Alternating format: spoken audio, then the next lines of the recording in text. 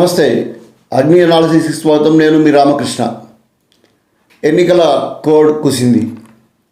మే 13న ఆంధ్రప్రదేశ్లో ఎన్నికలు జరగనున్నాయి. జూన్ నెలలో ఫలితాలు వస్తాయి. మార్చి 16 నుండి మార్చి మొత్తం, అదేవిధంగా ఏప్రిల్ నెల మొత్తం ఎన్నికల సమర శంఖం జరుగుతూనే ఉంటుంది. ఎన్నికల మహాసంగ్రామం నువ్వా నేనంటూ జరగనున్నట్లు అంచనాలు వస్తున్నాయి. నిన్న మొన్నటి వరకు అంతా వైసీపీ మయం అనుకున్నారు. ఆ తర్వాత టీడీపీ హవా వీస్తుంది అనుకున్నారు. కానీ ఎన్నికల కోడ్ వచ్చేసరికి ఇద్దరి మధ్య పోటీ రసవత్తరంగా ఉండబోతుందని అర్థమవుతుంది. కొన్ని నియోజకవర్గాల్లో టీడీపీ దూకుడు పెంచితే కొన్ని నియోజకవర్గాల్లో వైసీపీ వేగంగా ఉంది. మొత్తం మీద 120 లేదా వైనాట్ 175 అన్నీ ఎత్తిపోయాయి. పోటాపోటీగా ఎన్నికలు ఉంటాయి. అత్యస్తులు మార్కులతో పాస్ అయ్యే పరిస్థితి కనిపిస్తుంది. ఇక ప్రకాశం జిల్లాకు చూస్తే మొత్తం జిల్లాలో 8 అసెంబ్లీ నియోజకవర్గాలు ఉన్నాయి. ఒంగోలు పార్లమెంట్ అయితే 7 అసెంబ్లీ నియోజకవర్గాలు ఉన్నాయి. ఒంగోలు జిల్లాలోని 8 అసెంబ్లీ నియోజకవర్గాల వారిగా ఎవరెవరు పోటీ చేస్తున్నారు, ఎవరికి ఎలా ఉండబోతుందని ఒక ప్రస్తుతం ఉన్న పబ్లిక్ యొక్క అంచనాను బట్టి చూస్తే ఇక్కడ పరిస్థితులు ఎలా ఉండబోతుందని అర్థమవుతుంది. ముఖ్యంగా ఒంగోలు జిల్లా హెడ్ క్వార్టర్. ఇక్కడ వైఎస్ఆర్ కాంగ్రెస్ పార్టీ నుంచి మాజీ మంత్రి బాలినేని శ్రీనివాసరెడ్డి చివరకు పేరు ఖరారైంది. ఇక్కడ ఆయన వైఎస్ఆర్సీపీ తరపున పోటీ చేస్తున్నారు. ఈయనకు ప్రత్యర్థిగా గతంలో పోటీ చేసి ఓటమి పాలైనటువంటి టీడీపీ రాష్ట్ర ఉపాధ్యక్షులు దామచర్ల జనార్దన్ బరిలో ఉండబోతున్నారు. ఇక్కడ రాజకీయంగా చూస్తే బాలినేని శ్రీనివాసరెడ్డి కాస్త ఎదురుతున్నట్లుగా స్పష్టమవుతుంది. ఎందుకంటే దామచర్ల జనార్దన్ గత కొంతకాలంగా చాలా చాప కింద నీరులా తన యొక్క నెట్వర్క్ పెంచుకుంటూ పోతున్నారు. అదేవిధంగా ప్రభుత్వ వ్యతిరేకత మీద ఆయన ఆశలు పెట్టుకున్నారు. వచ్చేది చంద్రబాబు నాయుడు నేతృత్వంలోని టీడీపీ ప్రభుత్వమే కాబట్టి ఇక్కడ తనకు కూడా అనుకూలమైన వాతావరణం ఉంటుందని ఒక అంచనాతో ఆయన పనిచేస్తున్నారు. అయితే బాలినేని శ్రీనివాసరెడ్డి యొక్క ఇమేజ్ని ఏమాత్రం మనం తక్కువ అంచనానికి లేదు. బాలినేని శ్రీనివాసరెడ్డి కూడా చాలా పట్టున్న వ్యక్తి. ఇక్కడ అనేక రకాలైన పనులు, ముఖ్యంగా గృహాలు ఇప్పించి జనాల గుండెల్లో కొలువయ్యాడు. కాబట్టి ఓటింగ్ పర్సెంటేజ్ ఎలా ఉండబోతుంది, ముఖ్యంగా ఒంగోలు నగరంలో వైఎస్ఆర్సీపీకి అని ఎక్కువగా అవకాశాలు పెరిగితే ఖచ్చితంగా బాలినేని శ్రీనివాసరెడ్డి గెలుస్తారు. లేదంటే దామచర్ల జనార్దన్కు అవకాశం ఉంటుంది. కొత్తపట్నం, ఒంగోలు రూరల్ ప్రాంతంలో టీడీపీకి మంచి పెచ్చింగ్ ఉంది. ఇక జనసేన బీజేపీ కలడంతో ఇక్కడ ఒంగోలు నగరంలో కూడా టీడీపీ కాస్త ఓట్లు పెరిగే అవకాశం కనిపిస్తుంది. దీంతో ఎడ్జీ కాస్త దామచర్ల జనార్దన్కున్నట్టుగా అర్థం చేసుకోవచ్చు. పైగా పార్టీలో అనేక రకాలైన సమస్యలకు కారణమైన బాలినేని మీద పార్టీ కార్యకర్తలు, కొంతమంది నాయకులు కూడా కాస్త గుమ్మనంగా ఉన్నట్టు తెలుస్తుంది. వారంతా కూడా టీడీపీకి చేస్తే పరిస్థితి ఎలా ఉండబోతుందో అర్థం చేసుకోవాలి. రెండవది కొండెపి. ఇది చాలా హాట్ టాపిక్గా మారింది. వరుసగా 3 సార్లు ఎమ్మెల్యేగా విజయం సాధించి 2 సార్లు మంత్రిగా, అంటే మొదటి దఫానే కాదు రెండో దఫా కూడా జగన్మోహన్ రెడ్డి యొక్క సర్కార్లో మంత్రిగా ఉన్నటువంటి డాక్టర్ ఆదిమూలపు సురేష్ ఇక్కడ వైఎస్ఆర్ కాంగ్రెస్ పార్టీ నుంచి పోటీ చేస్తున్నారు. ఈయన గతంలో అక్కడ కొండెపి నియోజకవర్గం నుంచి వరుసగా 2 సార్లు విజయం సాధించి 3వసారి హ్యాట్రిక్ విజయం కోసం ప్రయత్నం చేస్తున్నటువంటి డోలా బాలవీరాంజనేయ స్వామి ఈయనతోటి పోటీ పడుతున్నారు. ఇక్కడ డోలా బాలవీరాంజనేయ స్వామి ఎస్సీ మాల సామాజిక వర్గం సంబంధించింది వ్యక్తి కాగా, ఆదిమూలపు సురేష్ ఎస్సీ మాదిగ సామాజిక వర్గం సంబంధించిన వ్యక్తి. ఇద్దరు కూడా మంచి విద్యాధికులే. డోలా బాలవీరాంజనేయ స్వామి కూడా డాక్టర్గా, సౌమ్యుడిగా మంచి పేరుంది. అందరి వాడిగా ఉంటారు, అందరితో బాగా ఉంటారని చెప్పి కూడా మంచి టాక్ ఉంది. అక్కడికి 3వసారి కూడా ఆయన విజయం సాధిస్తారని చెప్పి ఒక అంచనా ఉంది. అయితే ఆదిమూలపు సురేష్ ఓటమి ఎరిగిన వ్యక్తి, ఖచ్చితంగా అక్కడ గెలుస్తాడంటూ వైఎస్ఆర్సీపీ వర్గాలు కూడా భావిస్తున్నాయి. ఇక్కడ కమ్మ సామాజిక వర్గము, అదేవిధంగా మాల సామాజిక వర్గం బలంగా ఓట్లు ఉండడంతో డోలా బాలవీరాంజనేయ స్వామి కాస్త కలిసి వచ్చే అవకాశం ఉంది. ఇక్కడ ముఖ్యంగా చెప్పుకోవాల్సింది ఏంటంటే టీడీపీలో రాష్ట్ర నాయకుడిగా, యువ నాయకుడిగా చాలామంది అవుతున్నటువంటి దామచర్ల సత్యకుమార్ అలియా సత్య, ఇతడే మొత్తం ఎన్నికలు భుజానేసుకొని చేస్తున్న పరిస్థితి కనిపిస్తుంది. గెలుపు ఓటములు ఆయన యొక్క నేతృత్వంలో కొనసాగుతాయి. కాబట్టి ఆయన ఖచ్చితంగా 3వసారి గెలిచి టీడీపీకి, అంటే చంద్రబాబు నాయుడుకి ఒక మంచి గిఫ్ట్ ఇవ్వాలనే ఒక తలంపుతోటి ఆయన ఉన్నట్లు కూడా మనం ఇక్కడ అర్థమవుతుంది. కాబట్టి సురేష్ ఇక్కడ ఎదురుతున్న పరిస్థితి, అంటే టీడీపీకి ఒంగోలుతో పాటు కొండెపి కూడా కాస్త సానుకూలంగా కనిపిస్తున్న నియోజకవర్గంగా భావించవచ్చు. ఇక మూడవది కనిగిరి.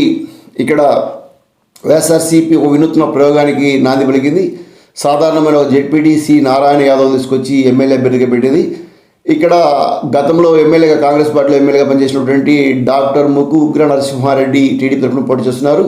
నియోజకవర్గంలో మంచి పట్టున్న వ్యక్తి, అందరి వాడిగా గుర్తింపు పొందిన వ్యక్తి, అనేక రకాలుగా అందరికి అందుబాటులో ఉంటున్నాడనే ఒక వ్యక్తి ముక్కు ఉగ్ర నరసింహారెడ్డి. ఆయనతోటి పోటీ పడుతున్నటువంటి పరిస్థితి.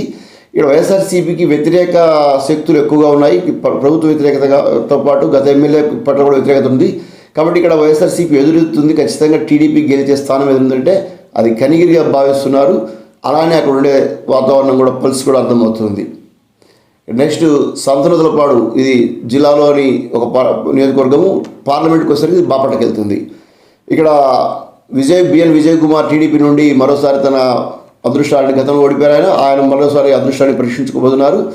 గతంలో ఇక్కడ ఎమ్మెల్యేగా ఉన్న వ్యక్తిని పక్కకు పెట్టారు. ఇప్పుడు మేరుగా నాగార్జున ఆయన తీసుకొచ్చి ఇక్కడ, అంటే గుంటూరు జిల్లాకు సంబంధించిన వ్యక్తి తీసుకొచ్చి మంత్రిని ఇక్కడ పోటీ చేపిస్తున్నారు. ఈయన పార్టీ సంబంధించిన బేస్ మీదనే పోరాటానికి దిగుతున్నారు. టీడీపీ అభ్యర్థి పట్ల కాస్త సానుకూలత ఉంది, పోటాపోటీగా పరిస్థితులు ఉండే అవకాశం కనిపిస్తుంది. నెక్స్ట్ దర్శి నియోజకవర్గం నుండి మాజీ ఎమ్మెల్యే బూచపల్లి శివప్రసాద్ రెడ్డి బరిలో ఉన్నారు. ఈయన మాతృమూర్తి బూచపల్లి వెంకయ్యమ్మ జెడ్పీ చైర్మన్గా ఉన్నారు. ఈయన తండ్రి కూడా సుబ్బారెడ్డి గతంలో ఎమ్మెల్యే పనిచేశారు. ఆయన తదనంతరం ఆయన చనిపోయిన తర్వాత ఆయన సతీమణి వెంకయ్యమ్మ కూడా రాజకీయాల్లోకి చురుగ్గా పాల్గొంటుంది. జగన్మోహన్ రెడ్డికి అత్యంత ఆప్తులుగా ఉన్నారు. బూచేపల్లి శివప్రసాద్ రెడ్డికి నియోజకవర్గంలో మంచి పట్టుంది, మంచి క్యాడర్ ఉంది, ఒక ప్రత్యేకమైన స్థానం ఉంది. వైఎస్ఆర్సీపీ వర్గాలు ఎట్టి పరిస్థితుల్లోనూ ఈ సీటు గెలవాలని ప్రయత్నం చేస్తున్నాయి. అయితే టీడీపీ జనసేన ఇక్కడ ఎవరు అభ్యర్థిగా ఉంటారు అనే విషయం ఇప్పటికి కూడా ఇదే విధంగా తేల్చలేదు.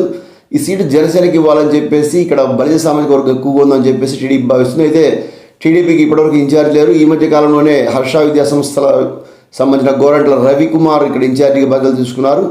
జనసేన కూడా అభ్యర్థి ఇప్పటివరకు ఎవరు కన్ఫర్మ్ కాలేదు. కాబట్టి ఇక్కడ పోటీ ఎవరు ఉండబోతున్నారు, బుచ్చపల్లి సుప్రసాద్ అడ్డుకునే శక్తి ఎవరు అనే విషయంపైన తర్జనలు వస్తున్నాయి. వైఎస్ఆర్సీపీ ఖచ్చితంగా గెలుస్తుందని చెప్పేసి భావిస్తున్న సీట్లలో ఇదొకటి. ఆ తర్వాత ఎర్రగొండపాలెం నియోజకవర్గం. ఇక్కడ ఎర్రగొండపాలెం గురించి అందరికన్నా ముందు అభ్యర్థులు తేలింది ఏదంటే ఎర్రగొండపాలెమే. టీడీపీ తమ అభ్యర్థిగా గూడూరు ఎరిక్సన్ బాబును ఇక్కడ ప్రకటించి చాలా నెలలైంది. అప్పటి నుండి ఆయన ఇక్కడ బరిలో ఉండి, అంటే ఇక్కడ పోటీకి రాబోతూ అనేక ప్రాంతాల్లో తిరుగుతూ ప్రజలతో మమేకమవుతూ కార్యకర్తలు కనెక్ట్ అవుతూ పార్టీని ఒక లైన్లో తీసుకొచ్చిన పరిస్థితి కనిపించింది. అయితే ఇక్కడ సీనియర్ టీడీపీ నాయకులు మాజీ జెడ్పీ వైస్ చైర్మన్ డాక్టర్ మన్నేర్ రవీంద్రకు ఈయనకు సరిగా పొంతం లేకపోవడంతో పార్టీకి కాస్త మైనస్ అయ్యే పరిస్థితి కనిపిస్తుంది. ఆదిమూలపు సురేష్ ఇక్కడ నుంచి కొండే వెళ్ళిపోయిన తర్వాత తాటిపర్తి చంద్రశేఖర్ పారిశ్రామికవేత్తని ఇక్కడ తీసుకొచ్చి ఇన్ఛార్జిగా ఇచ్చారు. ఇక్కడ వైఎస్ఆర్సీపీలో ప్రతి మండలంలో ప్రతి గ్రామంలో కూడా 2 వర్గాలుగా ఉన్నాయి. ఒకటి వైఎస్ఆర్సీపీ వర్గం, రెండోది సురేష్ వర్గం. సురేష్ వర్గం ఇక్కడ ఇమ్మడలేకపోతుంది తాటిపర్తితో కూడా. ఈ క్రమంలోనే అనేక మంది వ్యక్తులు టీడీపీలోకి వెళ్తున్న పరిస్థితి. ఖచ్చితంగా వైసీపీ గెలుస్తుందని భావిస్తున్న తరుణంలో కొన్ని ఇబ్బందులు వస్తున్నాయి. అయితే ఎలక్షన్ చాలా రోజులు ఉన్నాయి కాబట్టి వీటిని కూడా సరి చేసుకోవచ్చు అనేది వైసీపీ వర్గాల యొక్క భావన. మొత్తం మీద టీడీపీకి ఏమీ లేదని కూడా నియోజకవర్గం కాస్త ఊపి వచ్చింది. గెలుస్తుంది ఖచ్చితంగా చెప్పలేము, కానీ గెలిచే అవకాశాలు మాత్రం దగ్గరయ్యాయి. మరి ఈ పోటీ ఎలా ఉండబోతుందో ముందు కానీ తెలియదు. జిల్లాలో 8 స్థానాల్లో వైఎస్ఆర్సీపీ ఖచ్చితంగా గెలవగలిగిన స్థానంగా దీన్ని భావించవచ్చు. టీడీపీకి ఏ విధంగా కనిగిరి ఉందో ఎర్రగొండపాలెం ఆ విధంగా వైఎస్ఆర్సీపీకి ఉంది.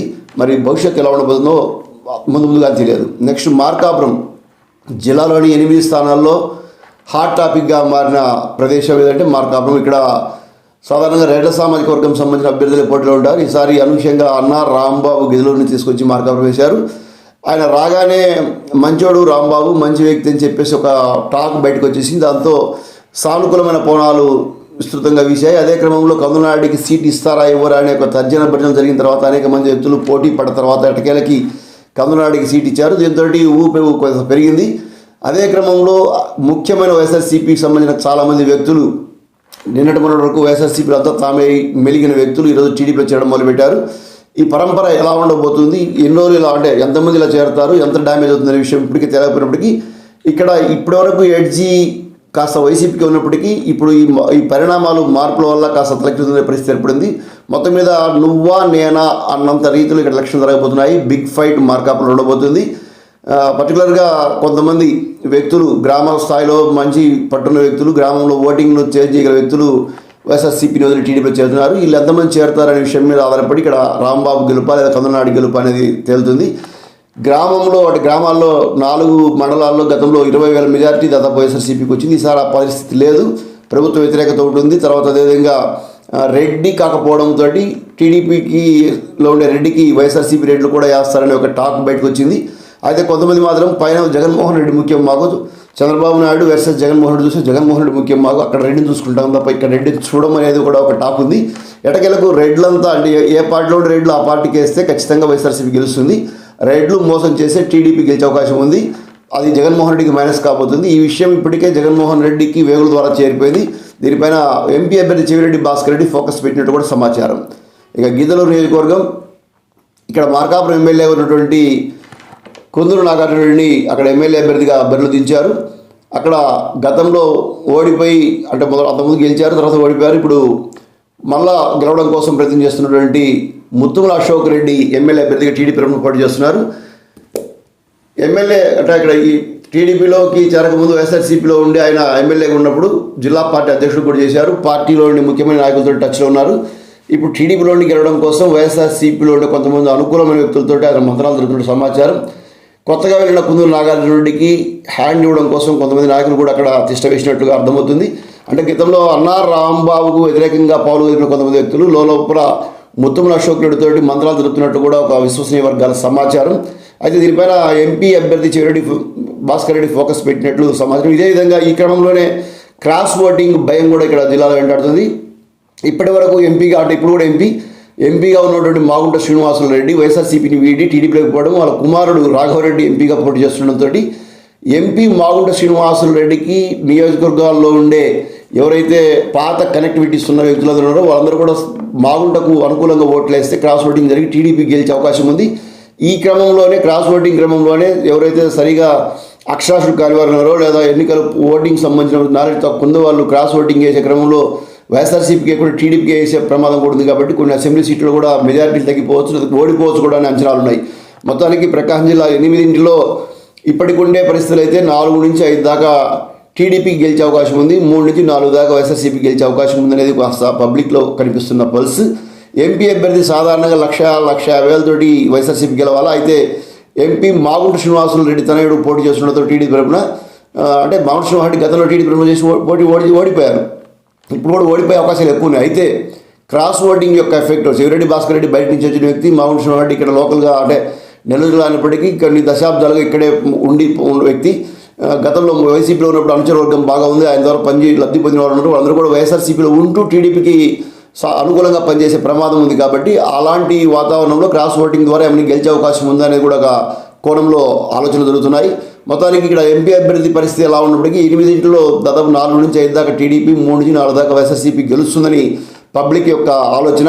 మొత్తం ఈ నెల రోజుల యొక్క మార్పులు చేర్పులు అటు వాళ్ళు ఇటు వచ్చేవాళ్ళు ఎన్నిటి వెరసి చివరకు అంటే మే 1, 2, 3 తేదీల్లో కానీ ఒక క్లారిటీ రాదు.